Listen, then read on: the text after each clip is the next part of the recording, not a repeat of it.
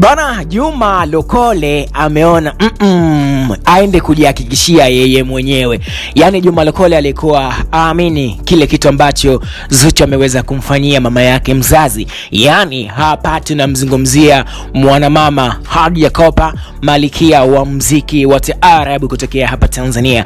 Zuchu aliweza kumzawadia zawadi ya gari mama yake mzazi, na video hizo zikaenda viral na kusambaa pale katika mtandao wa IG, nikimaanisha Instagram. Sasa Juma Lokole yeye aliweza kuenda anapoishi bibi Hadija Kopa, mama mzazi wa Zuchu, kwenda kuthibitisha je, ni kweli ama zilikuwa ni zile content za kutengenezwa ili mtu azungumziwe katika mitandao ya kijamii. Sasa Juma Lokole aliweza kufunga safari bana mpaka pale anapoweza kuishi mwanamama bibi Hadija Kopa, mama yake mzazi na msanii Zuchu, kipenda muite Zuhura ama Sukari. Na alivyoweza kufika, bahati nzuri aliweza kuikuta ile gari aina ya Toyota Prado TX ikiwa nje anapoishi mama yake mzazi na Zuchu. Na Juma Lokole bwana akaanza kuongea na kusema kwamba imekaaje, mbona kama amini, na kuanza kuuliza maswali ya kwamba je, Zuchu wale wametolea wapi Januari yote hii. Mambo yakawa mengi, na Hadija Kopa aliweza kutoka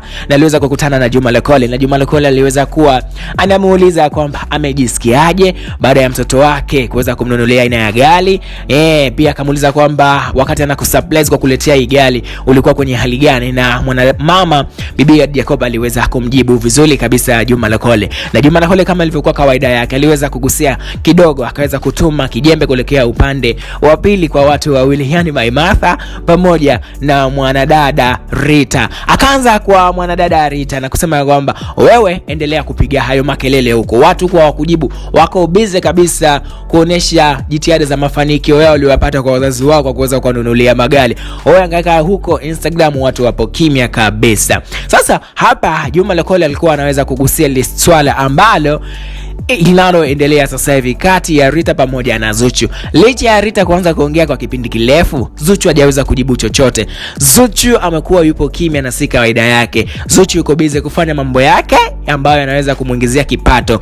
Zuchu yuko busy na kumzawadia magari mama yake mzazi, mama yake ili aweze kufurahika na hicho ambacho mtoto wake anazidi kukifanya sasa hivi, mafanikio ambayo anazidi kuyaonesha. Sasa Juma Lokole kwa upande wa pili hicho ndio alichokuwa kimaanisha kwamba wewe endelea kupiga kelele, mwenzako kwa na muda huo yuko busy na kumfurudisha, yani kumburudisha mama yake mzazi kwa kuweza kumnunulia magari ili aweze kuona zile raha za mafanikio ya kuwa na mtoto ambaye amekusha fanikiwa.